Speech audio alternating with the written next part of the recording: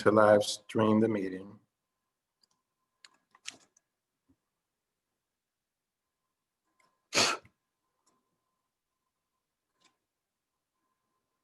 Is that it? Hang tight. It took a minute last time. Hopefully it'll be there shortly.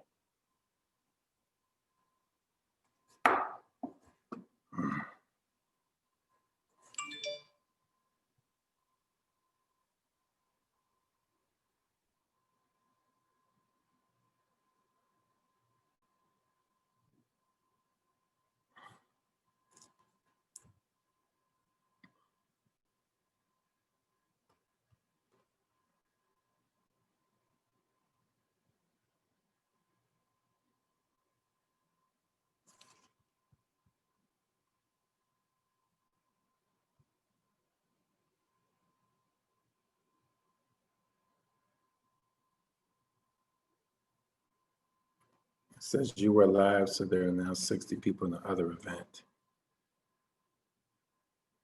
Can you see that?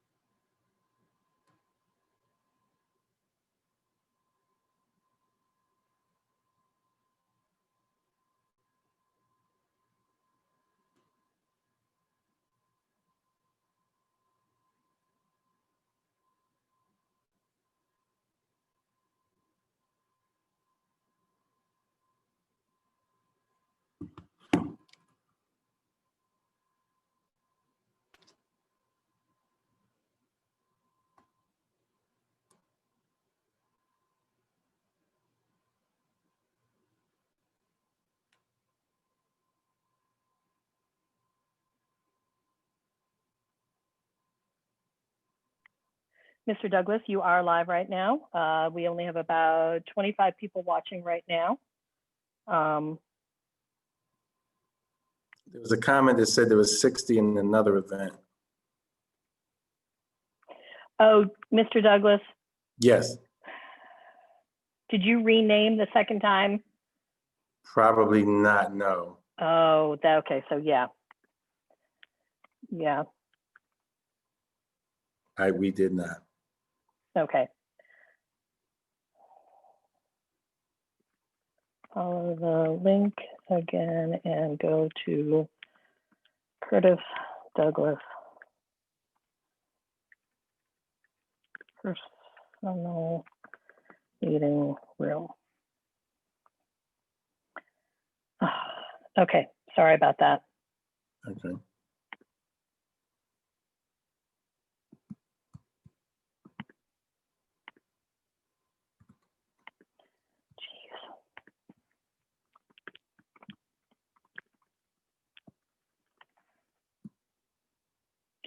Okay, so we're up to the 44 now. Yeah, that's it coming in. I give everybody another minute and we'll get started.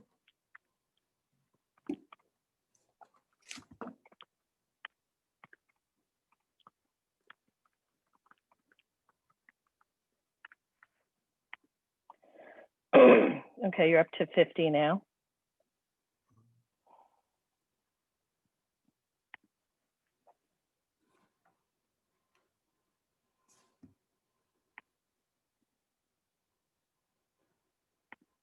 There we go.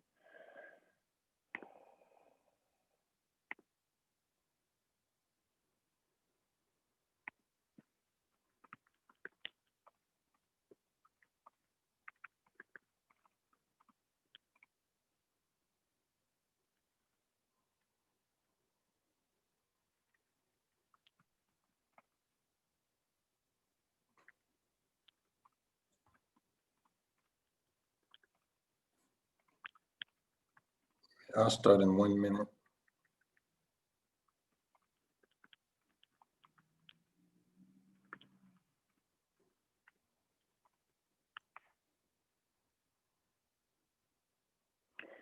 Okay,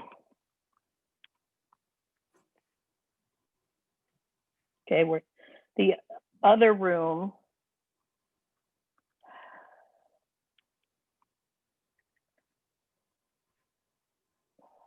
Yeah, this is a challenge right now. Give me a second, please.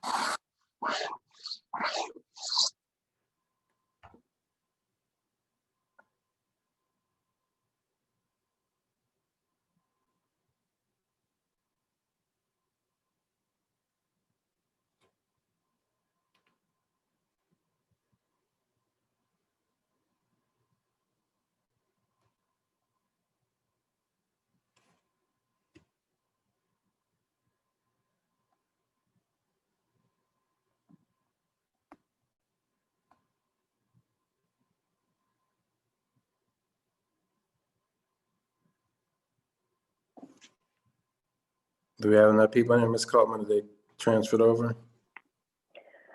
We still have a couple of people who still keep coming into the wrong one, because that's the one that says personal, that says town hall. But yeah, you should be able to go ahead and start now. You're at 112 people in here. The other room is only at 7, so I'm trying to keep going back and forth. And we are sorry for the issues. Yeah, good evening, everyone. Thank you for coming to today's Community Town Hall meeting. I am Curtis Douglas, the proud principal of North Atlanta High School. Again, I'd like to thank everybody for coming today. My main objective today is to present to you, which I would think would be some new information regarding North Atlanta High School and what we will do in our face-to-face model. There's much information that the district has presented, and they will continue to present information as each day goes forward. And I ask that you please make sure you keep up with that information as well. We will continue to give you information also, but I want to just be real succinct tonight in getting to the bottom of your choices and giving you some information so you can make an informed choice regarding the choice that you want to make coming back to school. I just want to start with a summary of key points. I will explain the 3 options that are explained to you in the choices that you have, but I want to start with some key points. The face-to-face model will begin for students on November 16th. Those are for students who decide that they want to come back face-to-face and come to school physically. The way the new schedule will be presented, and I will present this to you, but as of now, students will come to school on Monday, and this starts on November 16th. So this new schedule will start on November 16th, and it'll be for the face-to-face and the virtual students. Everyone will have the same schedule. So Monday, Tuesday, and Thursday and Fridays will serve as instructional days. It's pretty much what we're doing now. You'll have the virtual instruction, and students will interact with their teachers virtually. Students will not report to campus on Wednesdays if you are in a face-to-face model. So if you do opt for face-to-face, you will not report on Wednesdays. They'll have facility cleaning. Wednesdays will be dedicated to independent learning and tutoring. In some cases, teachers will spend time in professional learning communities. And then class schedules will change to 90 minutes for all students, and check-ins and check-outs will be limited. That means that there's really no reason to come to school at 2:30 or check in and check out if you're going face-to-face, and I'll explain that in more detail.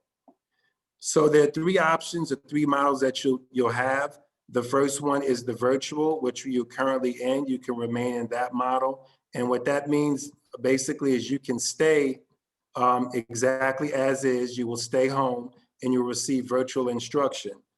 And these are best for students who are good at virtual instruction, who are getting what they need currently. And you will have the same schedule that I'll present in a minute, but I just talked about, that it will be a Monday, Tuesday, Thursday, and Friday schedule. Wednesday will be an independent day where you can receive some individual academic support if you schedule it. But our start time right now is from 8:30 to 3:30, and keep in mind, all this starts on November 16th. The schedule will remain for all students. The next option that you have is, the next option that you have will be the face-to-face model. And this would be for students who need face-to-face and physical interaction with students and teachers. And these are for students who are more comfortable with face-to-face. And this model would begin, as I mentioned earlier, it would begin on November 16th. Begin on November 16th, and we'll follow that schedule where you'd be virtually learning every day with the exception of Wednesday. Once again, school starts 8:30 to 3:30. The next option would be the Atlanta Virtual Academy, which students have an option. If you did not sign up for this before this term, you now have the option to sign up for virtual learning through AVA. And that would mean a different schedule for, you would have a schedule with teachers who teach through AVA. So you would not have your North Atlanta teachers. You would still be considered a North Atlanta student, but you would take instruction virtually through AVA, and that schedule would be a Monday through Friday. So you would not have those, you would not have that Wednesday independent learning. So those are your three options for your return, or those are your three options for what you can do after November 19th. During November 16th. It would start November 16th. For those three options. So in order to make an informed decision, I want you to please consider these, please consider this when deciding on the instructional models. The instructional format when students return from face-to-face, if you decide to choose the face-to-face model, we will still have a virtual model for all students. So in essence, if you decide to come face-to-face, you will sit in the classroom with a teacher who will be teaching virtually. That model will not change to a sort of an interactive learning just because you're in the classroom. Students will be attending Zoom classes, whether they're in the building or at home. Students that are present in the building are not guaranteed an in-person instructor. So in essence, if your teacher cannot come to North Atlanta due to either health concerns or childcare issues, the teacher that you have presently may not be in the building. So coming back to North Atlanta will not guarantee you a face-to-face teacher when you return to in-person instruction. Some teachers will be teaching virtually at home. Students will attend their regularly scheduled classes. So if a teacher is not present, a sub or another staff member will be in the classroom to monitor them to attend their Zoom classes. In some cases, depending on the number of teachers that come back and the number of students that we have coming back for the face-to-face model, if your teacher is not there that day, you may be put in the multi-purpose room or gym, and we would social distance in the gym or multi-purpose room, and you'd have on headphones, you would take your classes virtually. So I mentioned the Wednesdays. So everyone will be following a new schedule on November 16th. That would be the 8:30 to 3:30, and the classes will be 90 minutes. If you do come to school or whether you stay home, Wednesdays will look differently. So 90-minute classes, Monday, Tuesday, Thursday, and Friday. Wednesdays will now have either pre-recorded lessons, you'll complete assignments independently, you can set up online support and office via the office hours the teachers offer. Teachers can monitor assignments at that time of completion and provide feedback if you schedule appointments with them.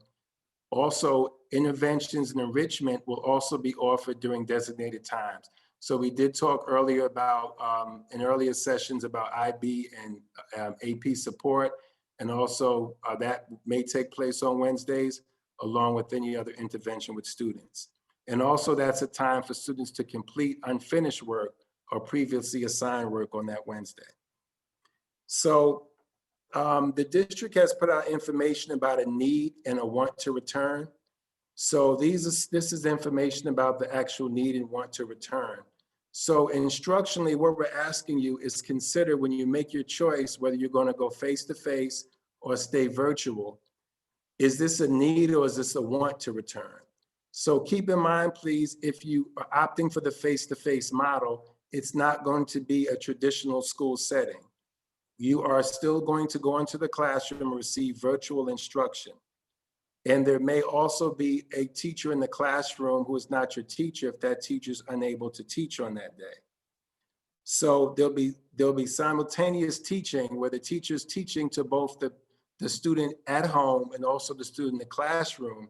And that means that it will still be a virtual model. So in essence, nothing will change as far as coming to school, as far as the instruction you'll receive. That's the only way we can, for lack of a better term, pull it off when students come to school to enable them to get the instruction they need and also satisfy the need to teach students who are home virtually. So there'll be a virtual approach and you will receive instruction that way. A classroom will be monitored by a sub or staff member if the teacher's absent. And that's how it's going to work. So examples would be you'd have a virtual work group similar to what you would have if you had stayed home and were virtual. These are some of the things you need to consider if you're trying to go face-to-face. Please keep in mind that you're going to be required to wear your mask all day. So the only time mask will come off is when you are in lunch eating. Of course, you have to remove your mask to eat. There will be limited hallway movement. There'll be some restricted hallway movement as far as where we can go and possibly directions in which you can go in. We will open the egress stairs to create more room for students to walk. Also, we more than likely will not be able to use the elevators, so that means walking up 11 flights of stairs. There will be cleaning supplies around and aerosols between classes. We'll have teachers and students help with wiping down desks. Please be prepared to be able to walk home or take the bus, or if you drive or get picked up, you must be ready on time and you must leave campus on time because we cannot have students in the building after hours to limit the potential of getting sick. We have to maintain physical distance from friends and faculty. Keep in mind that breakfast and lunch will be eaten in classrooms. There may be other designated areas depending on how much space we have and depending on how many students come back to school and how many teachers we have to monitor. We will not use lockers and we will not be able to share food and drinks to keep us safe, and will certainly be social distancing. So this is going to be the bell schedule starting November 16th, whether you are virtual or whether you are face-to-face. So we'll start school at 8:30 and we'll end school at 3:30. You will have your 4 periods and they will be for 90 minutes. So we're increasing the instructional time per period from 75 to 90 minutes. We will have a 10-minute transition period for those students who are in school. For those who stay home virtual, those will be 10 minutes to take breaks and to get yourself ready for the next class. For students who are face-to-face, that will be a time when you can go and receive and you can transition to your next class. Lunch will be inside your classroom at this point. And you were asking you that you have to have a silent lunch. And that's not to punish anyone, but our rule of thumb at school during this period is the only time we'll be able to speak to each other is with our mask on. So if we're eating lunch, our mask will be off, and we don't want to create an environment where we are putting each other at risk. So lunch is a great time to talk to students, and that's where most of us interact. But we just have to keep in mind that things are changing, and we want to make sure everybody's safe. And given the fact that we'll all be in classrooms eating, there's not enough space to be able to talk for that period and keep ourselves safe at that point. Keep in mind, once you make the decision, whether you're going to be face-to-face, whether you're going to be virtual, or whether you are going to do AVA, it's a binding contract.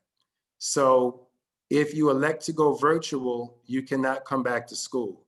So, and that's not to be cruel or harsh, it's so that we're able to have an idea of how many students will be at school. If you say you're going to stay virtual and then 25 or 50 extra students show up in that day who say they were virtual, we can't anticipate that. So once you elect virtual model, you have to stay virtual. If you don't make a choice, then it's going to default to virtual learning. And all this is set until January 19th, 2021.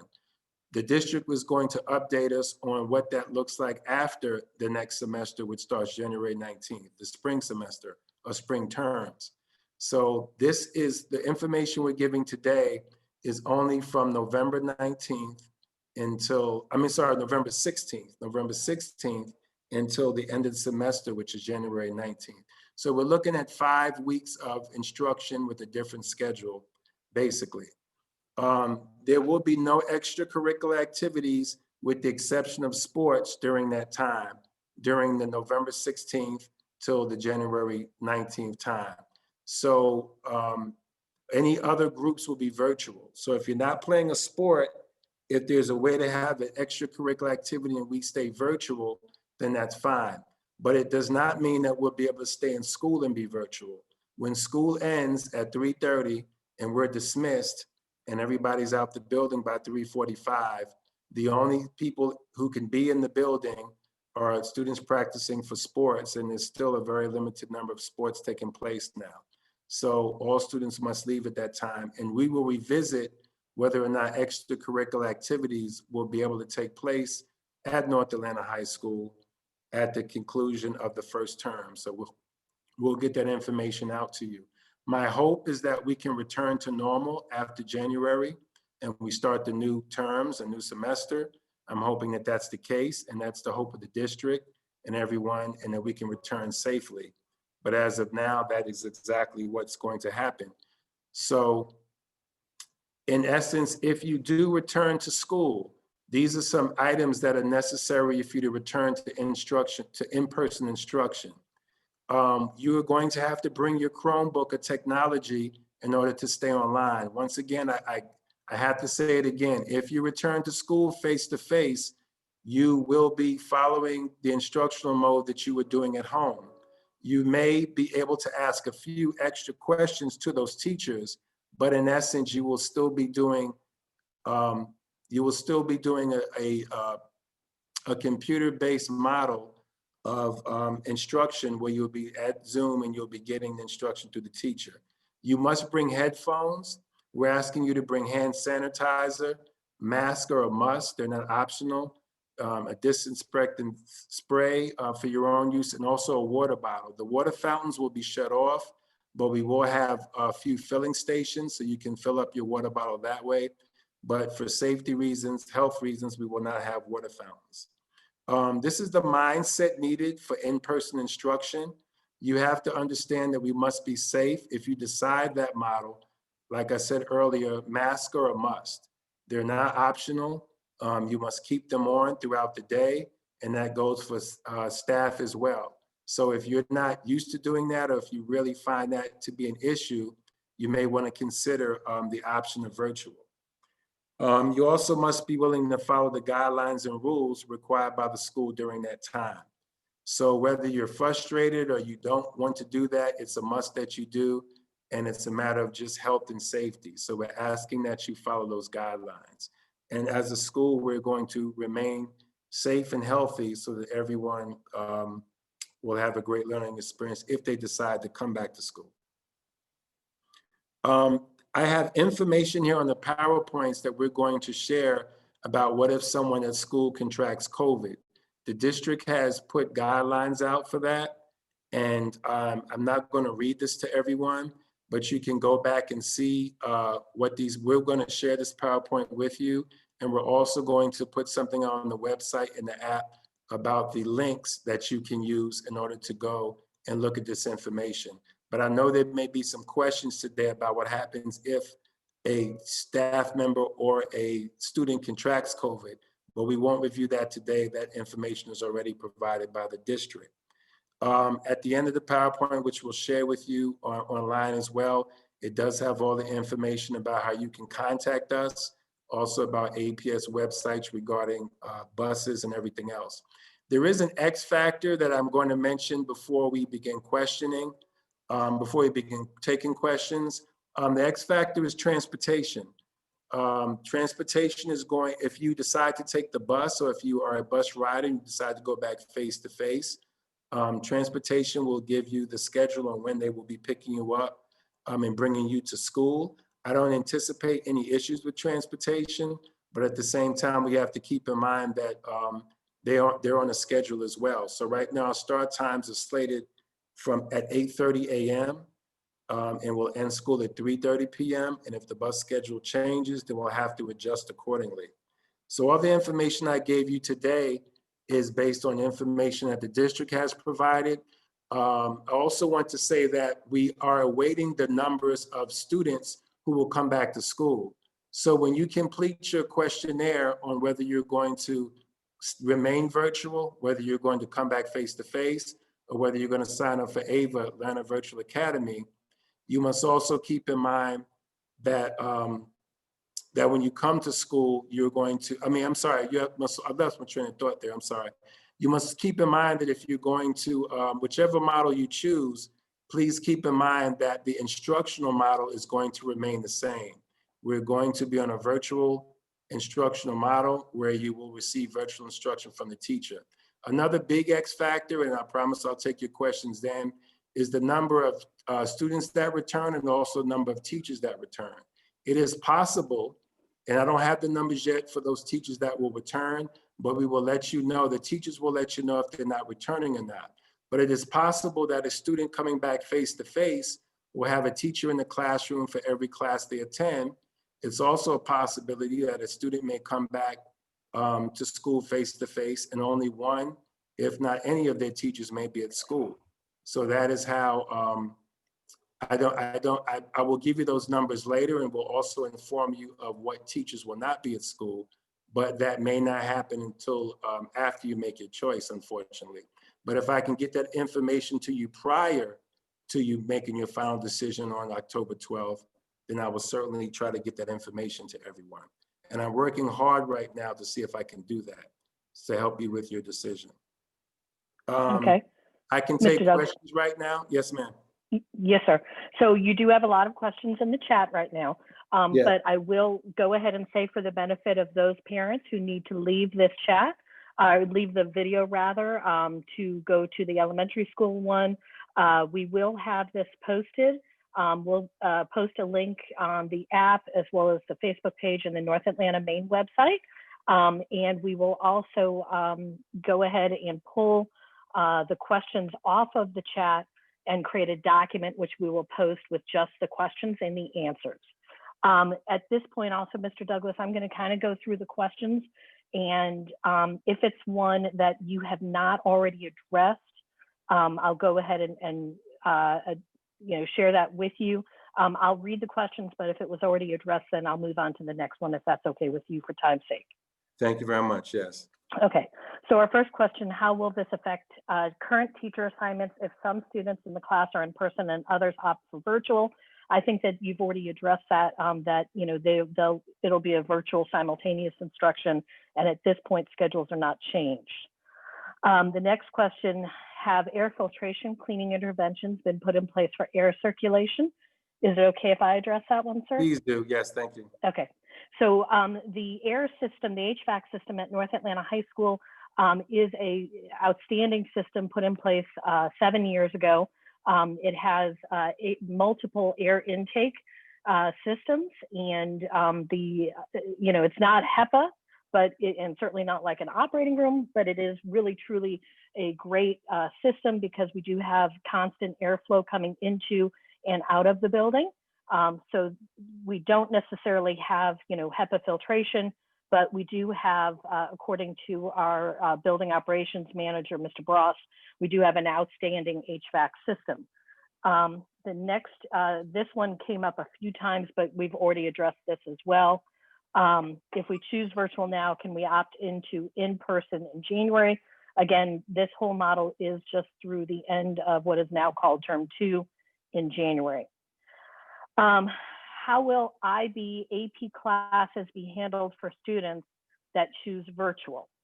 Will they have the same teachers they currently have with the current virtual model? And again, that is already been answered, that yes, the students will have their same IB and AP teachers. Their schedules won't change. It'll be a simultaneous virtual instruction.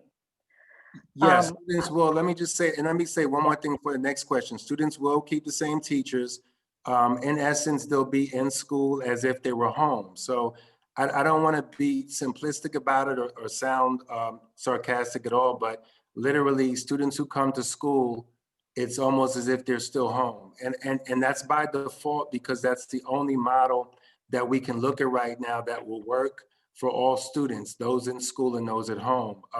We do not have the equipment, nor do I anticipate getting it, where we can have video broadcasts in classrooms right now. And that would only work for teachers who are actually in the building. So if they're, let's say, I'm just going to give you a random number. If 35 teachers are unable to come to the building, then that would only work for the students whose teachers are in the building. The ones who are still at home virtually teaching wouldn't be able to do that.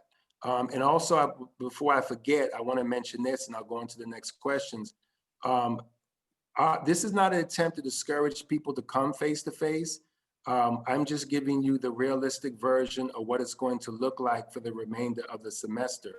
Things may change next semester, and keep in mind what you are filling out or what you're choosing is only up until the end of the first semester or 2 terms, up until January 19th. So by no means am I trying to discourage you from face to face, but I just think it's essential for me to be honest about what it looks like. What I don't want people to do is come to school and say, well, I can be home doing this work at home, and then they decide not to come back after saying they're going to do face to face. I just want to be upfront about that, and that's the best way I can say that.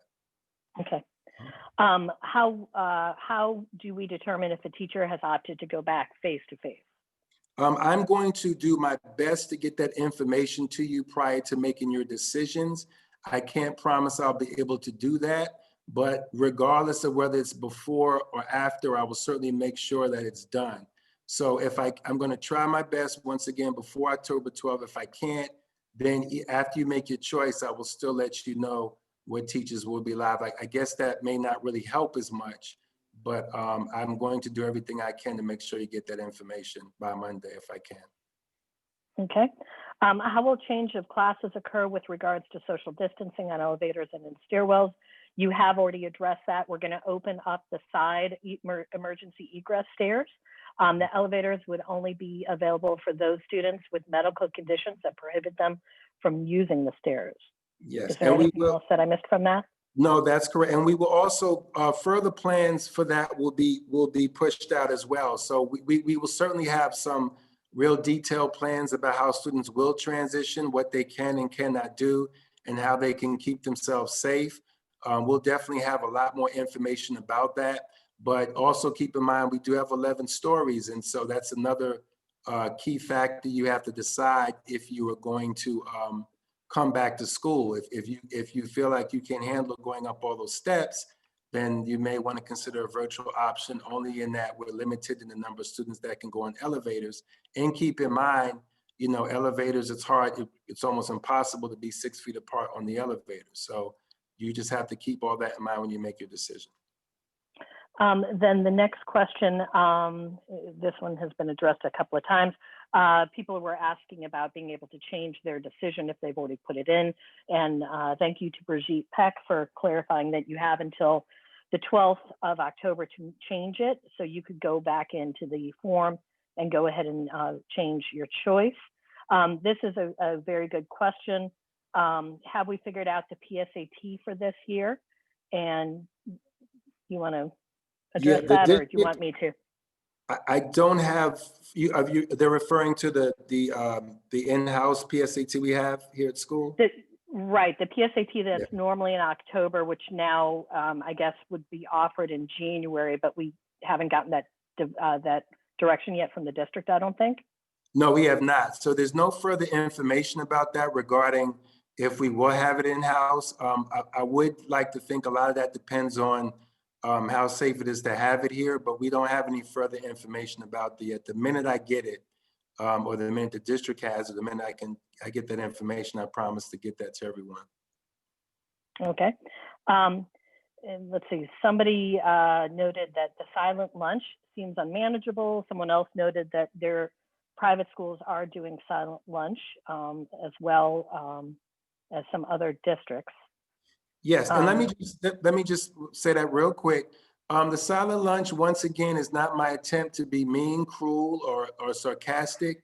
When we look at health and safety measures, if you have students in a classroom, you know, they can, no matter the number, I mean, I won't say no matter the number, but even if you have a small classroom, we still have to be safe. And so I know that is typically the time when students socialize. And let me be transparent and real about it. If we can find a way where after students eat and they keep their mask on and they're able to talk, then we'll be able to do that. So how do you monitor that? If you have a teacher in a classroom where they're eating lunch and there's 15 students, and then, you know, we see that lunch is done, they've already eaten, we're just asking students at this point not to eat and talk because they literally don't have their mask on. And so that's how germs spread. If we get to, we can find a way potentially where students can eat lunch, and if they have an extra 10 minutes, if all masks are on, then we're able to communicate. I do want to treat high school students like high school students. I hang my hat on that, where I feel like I give them liberty to show that they deserve privileges that young adults receive. So I don't want you to be scared by the silent lunch, but I would be negligent if I didn't put that out there, because I don't want students to come in and say, why can't we talk while we eat? If we're able to put our mask back on at that time and have conversation after we're able to know everyone's safe, then that's what we may be able to do. Okay. The next question is, why are the classes being extended to 90 minutes? Is that to account for Wednesdays not being class days? Correct. That is, you answered the question yourself, whoever put that out there, that's correct. And also keep in mind, we were being short to begin with. You know, we started school and we reduced the number of we reduced the class time initially anyway. So I'm personally happy that we're going to 90 minutes, but the fact that we are losing the Wednesdays, that is the reason why we've increased it to 90 minutes. That's correct. Okay. The next question, will teachers, sponsors over extracurricular activities be expected to have some virtual meetings? So far, no activities have occurred, and it would be nice if students could meet virtually. Yes, that we will. We're still working that out, and I'm sorry for the delay with that. There is so much to deal with in a virtual world, and the abruptness in which we had the plan for all of this. Even if we looked at a spring and started planning it, if you know how hard it was, everyone would understand. But we're looking to definitely go. We're starting the process now of getting the sponsors to start their clubs virtually. And at the very least, we will be up and running second semester for all the clubs. And so right now we're planning to do that. There may be some way we can do some clubs prior to January, but I promise you by January, every club will be up and running that can be virtual. Okay. So then the question was, does North Atlanta have the level of wireless bandwidth for everyone in person to have live videos simultaneously? What I did share is that, yes, we should be able to handle that. A student disagreed and didn't think so, but I do know that some of our servers at the school, as well as some of our wireless access points, have been upgraded. So that's why I do feel like we will be able to handle that. The next question, and someone actually answered this one in the chat, but I'll read it. If the teacher is virtual, who is managing the class? Somebody said, I think a proctor. And yes, so that is part of the plan, is that we would have students in a location, whether it be their actual classroom or the gym or the multi-purpose room, with proctors monitoring those students who are on Zoom with their teacher. Someone asked, when making decision, is it the same for all students in the same family, or can siblings choose different options? It's my understanding from the intent form that you are completing that per student. So yes, you could have one student who comes back face-to-face and one who stays virtual. And that's important because students are different. So you may have a brother who can't handle it all, and you have a sister who would like to come to school and can do great. So yes, I'm glad they made that way. The next, can someone opt out and go back virtual if they discover a week or two in that face-to-face is not working for them? Let me put it this way in full transparency. I don't see how I can no longer allow a student to learn if they're no longer face-to-face. So it would seem like the only option if they decide to do that. What I'm encouraging everyone to do is make a decision that they think will be final. But I would be remiss if I just said, if you stop coming to school, we're going to penalize you where you won't receive instruction. That instruction will now be virtual. Okay. Let's see. What is the date the board decides whether the return can actually happen? I don't know that answer. I'm not sure yet. I don't have an answer to that question. I'm sorry, I don't. I would recommend Kelly maybe reaching out to one of our board members for that answer. If the teacher is at school, will the student go to that class during the specific period? Yes, they will. Correct. If that teacher is back, yes. Are teachers required to return to in-person teaching, or are they given the option? How can we decide if we don't know what teacher will be in person or virtual? Once again, I'm going to try my very best to get that information to you, but I may not have final results before the 12th. I do apologize for that. It's just the way things have gone with the surveys. But in essence, teachers are given an option only if they cannot come to school due to certain reasons. So let me just say this from a principal standpoint. A teacher can't just decide not to come because they don't feel like coming to school. They have to have a verified, legitimate reason as to why they can't come.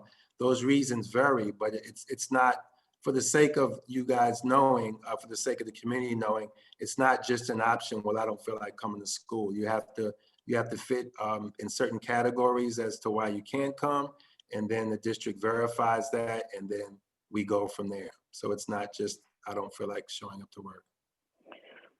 Okay, someone asked, please tell me how sports are more important to have than other club or fine arts after school. And someone did clarify that sports was a determination made by GHSA, not the school or the system. Yeah, and you've addressed the club activities as well. Yeah, and let me say this again, I will try my very best to get those up and running. Honestly, they haven't been running because our teachers have been overwhelmed with the new way they're teaching, with getting everything together. I think we've had a very successful run thus far with the new model. And so it's not for lack of not wanting to do the clubs and activities. It's just the space the teachers are in right now, trying to get this as right as they can. So please it's a totally different time. So please understand it. And once again, not to belabor it, but sports is a different entity. If you've been in the state of Georgia for more than 5 minutes, you understand the impact of sports and the Georgia high school and the decisions they make. And so some of those things I actually ask myself questions as well, but I love sports just as much as anybody else, but it's a separate entity. Almost if you think about it in terms of college as well, sports, it's a big thing and we don't always control that. Okay. If a child wants to leave school after he or she wants to go home, can they? I'm not understanding. Not sure if that means like checking out that day or if they mean changing their method, but maybe you address the checking out piece. Yeah, we need students to come to school and stay committed to the entire day. What happens when students leave because they don't want to stay for the next 2 periods, it just creates a situation where we're not sure who's coming and going. So as much as the building empties out and we may become safer scientifically, I'm not sure if that's the case. But if 35 students decide to leave after first period, that causes problems for us as a school because then we have to monitor where those students go, why they're leaving, where they're going. So as far as a policy that will be there that allows students to just leave because they have a first period and the next 2 teachers aren't there, we're going to certainly discourage that and say, no, we cannot do that, only because it just creates a situation where we have too many students coming and going, and that becomes a safety issue, even when we don't have a COVID year. But the fact that we're in this space that we're in COVID and coronavirus, we need students to be consistent. So we will not allow students to do that where you just leave after first period because you don't want to stay anymore. That also becomes a health and safety issue also. I would just encourage students to stay home because once again, you're still doing a virtual model. Right. How should students go about applying for parking permits if they don't have them yet? We'll be publishing that probably next week as we head into the return to face-to-face. So please be looking on the app and the website for that information. If it's all virtual, why not just keep students with the same group all day? Pods, contact tracing easier. They just log into different virtual classrooms, avoid hallways, other interactions, and that kind of ties into the next. Will the students stay in the same room throughout the day? And that's not necessary. That's not really feasible because the teacher is teaching different subjects throughout the day in the room, right? Well, I get the question though. That is an excellent question. Yeah. That's really a sort of a mind bender there, and that's something I'm going to take back to the table. Not to say I'm going to change anything, but as we continue to look at models, and we may have to consider, I'll be honest with you, I don't want to change anything for the sake of consistency, but that's an excellent question. And also depending on the number of students that come back and also the number of teachers that do not return, we may have to look at something different. So that's a great question. And if we're all going virtual, I do understand that question. So I'm going to take that question and I'm going to look at that and think about some things in the event that we are forced to do something different given the number of students that return versus the number of students that do not return. Okay. Someone asked again about the PSAT in terms of for January. That comes from the district, so we are not confirmed on that. However, Mr. Douglas, there's a great question. Will the PSAT requirement be dropped for the IB program consideration? I don't have an answer for that question right now. That's something we'd have to talk about as the school. So I wouldn't want to make that decision on the fly. It's honestly something I haven't thought about until the question was just asked. So I'll certainly address that, but I don't have an answer for you that right now. I don't have an answer for that right now. Okay. If the surveys show that more students than the school can effectively social distance would like to return to in-person learning, are you going to put a cap on how many students can return, and how will you determine who will return and who can't? I think common sense will dictate that we'll have to do that. So I'm not even going to say that I would be surprised if anything less than it happened. So if it doesn't balance out, if we have too many students coming back versus the support that we have at school from the standpoint of adults, we will certainly make adjustments. That may mean a different sort of schedule where, since we're all virtual anyway, it may mean that certain students come on certain days. How will we figure that out? It would probably, if you put me in a corner right now and want an answer right this minute, it would most likely be done via grade, perhaps. I certainly wouldn't do anything alphabetically, anything like that. I don't think that would be the best way. The district may provide guidance for that. With that, if we had to come to that, if we had to do that, the district would probably provide some guidance. But if it was up to me, more than likely I would look at potentially doing a grade system where you do that, like a certain grade level would come a certain day and you could do it that way. But that's certainly something we'd have to look at if the numbers dictate that that may happen. So we definitely have to be flexible, and we certainly have to, as you can see, it's not that I don't want to be committed to a specific schedule, but I do have to be honest and transparent with the fact we have to be flexible in this situation. Obviously, numbers don't lie, and we certainly can't have too many students versus the adults that are not in the building. And that it may not be a problem once all the numbers come back in, but I'm certainly showing you that we're going to be flexible and come up with the best possible plan. And before we answer the next question, I just want to say one thing. Please trust the process. I know it's frustrating. I know you'll see articles in the paper being critical, but just like when we began this semester, there were plenty of questions. Not to say we always landed in the best spot all the time, but everything that we've done so far, I think, in my opinion, has worked out. And I just want everyone to please trust the process. The district is continuously working on trying to make sure that we have the best plans possible. And if you understand that, then you'll see that that's exactly what we're trying to do. We are trying to make sure we accommodate a diverse community, a diverse group, a diverse district.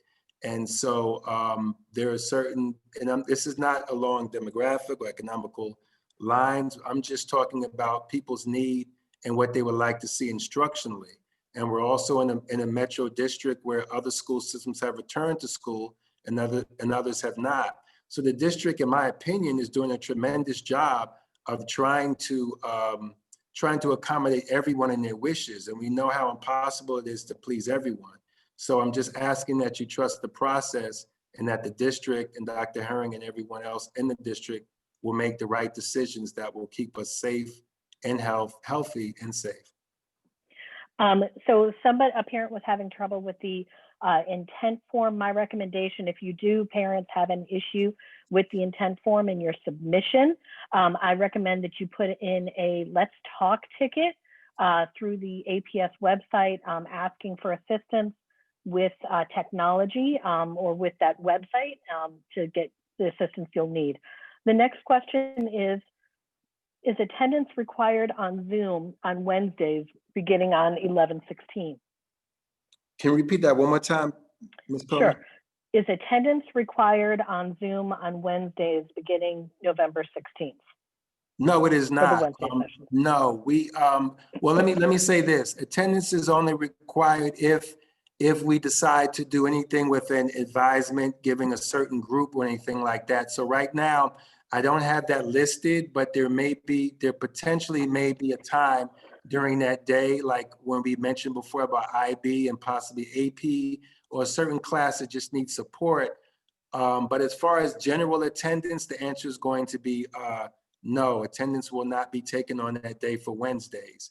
If there is an advisement group that needs to meet and it becomes mandatory, an example of that may be students in the NYP. So if you're in the 10th grade and we're working on the personal project, there may be a time during that day where we need to meet for 60 minutes, where we will require students to attend that day.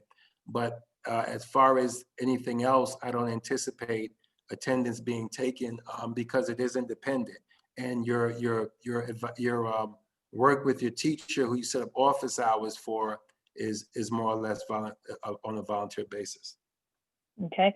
The next question, how will ordering and paying for AP exams be handled as orders are in October for the exams in May? That should be taking place right now. I don't have the exact, that would be one of those questions that I would make sure we answer and get that back to you. And once, I will say that the paying will be as it's been in the past. The paying will be online through the online school payment system. And once that's set up, that will be communicated through the app, website, and the Facebook page. Yeah, we'll have further information about that coming very soon, but that will certainly be addressed. Okay.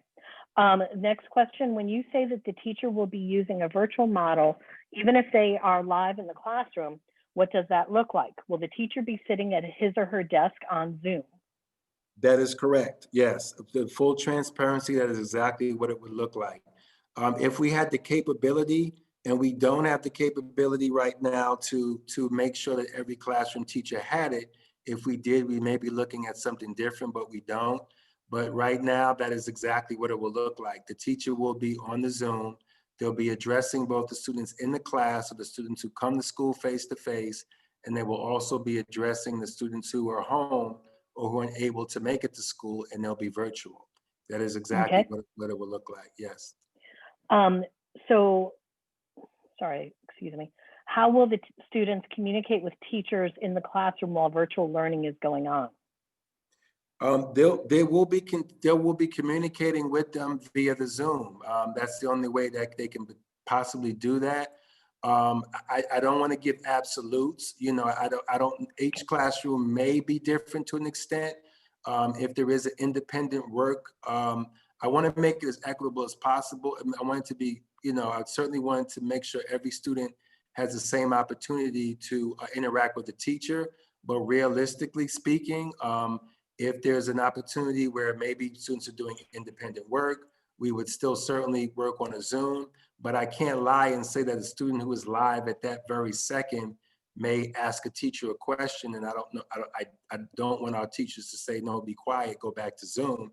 So there may be a situation that presents itself where a student may be able to ask a specific question, but for the most part, we will be doing Zoom sessions where they will be interacting with that teacher in a Zoom capacity as if they were home, and as if the teacher were home.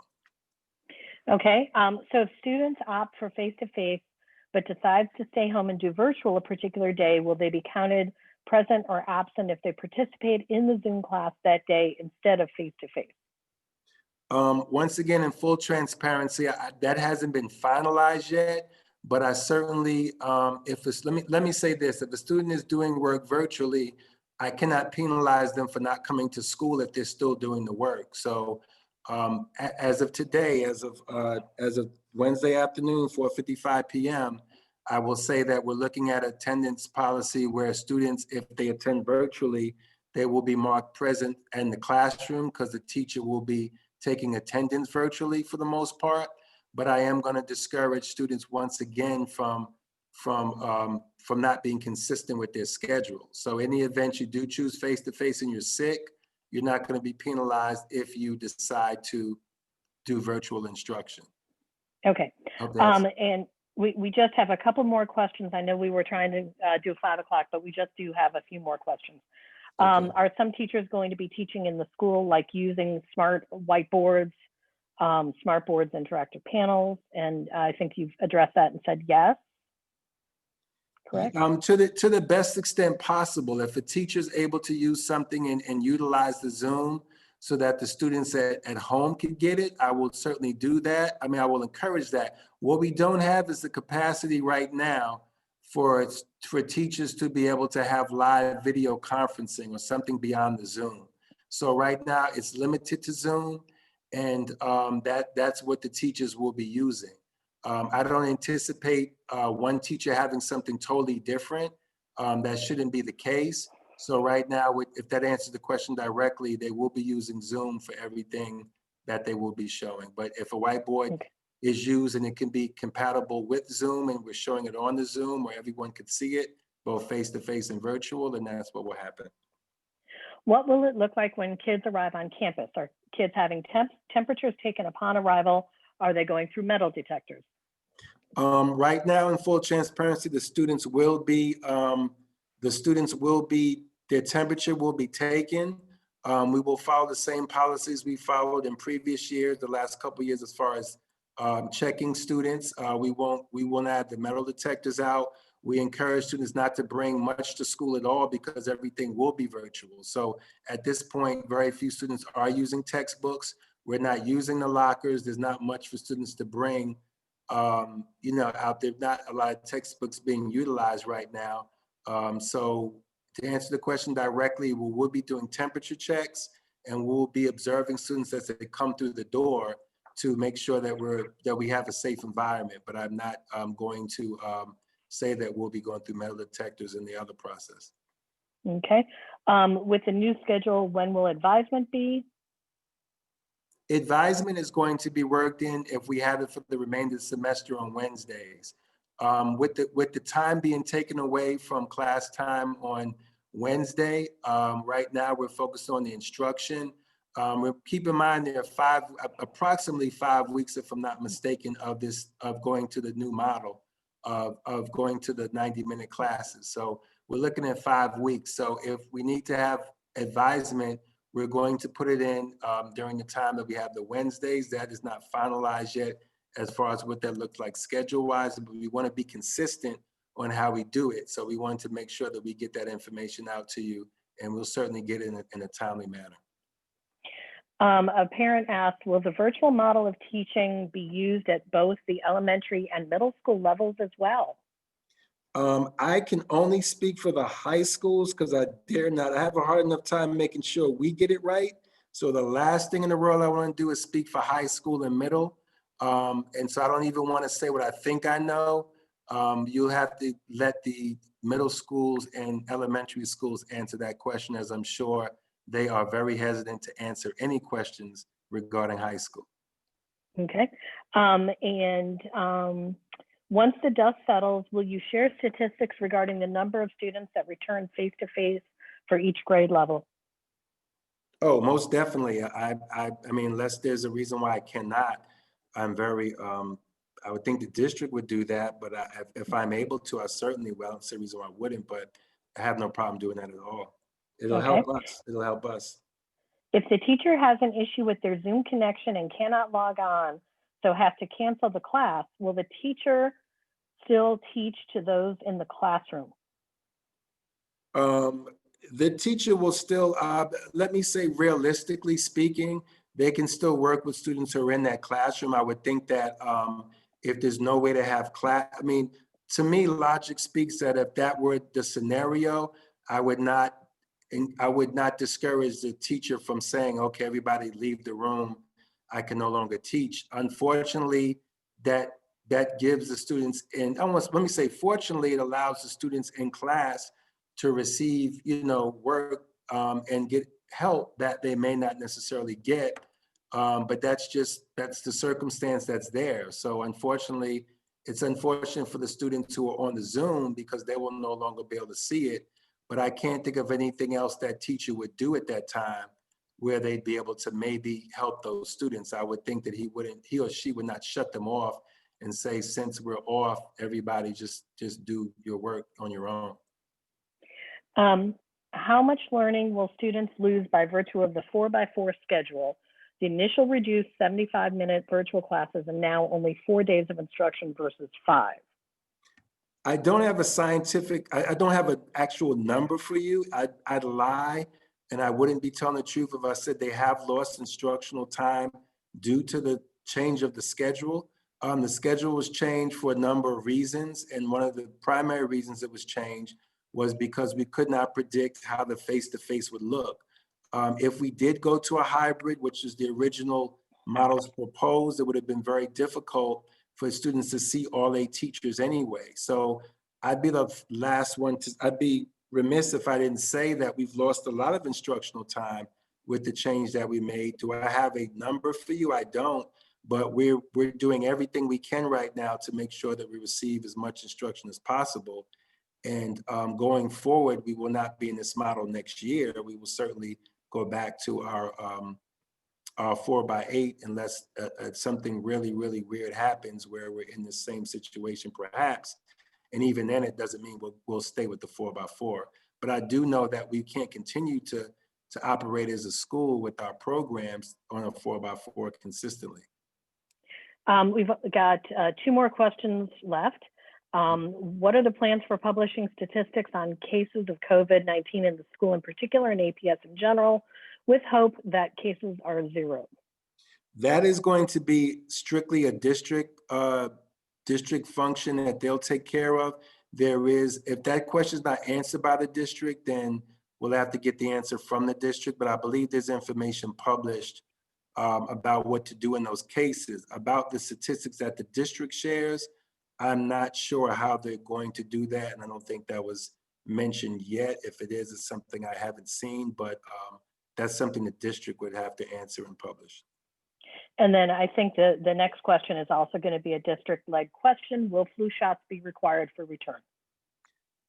I have heard no information about that, about requiring flu shots. That's a question I've never heard before, and it's nothing that's ever come up. I'll go out on the ledge and say I doubt if that will be a requirement. Number one, because it's something I've never heard, and it was never a requirement before. And so I would doubt if that's the case. If it changes, forgive me, but I've heard no talk of that being a requirement at all. I know I'm going to get mine, but I can't say that's going to be a requirement.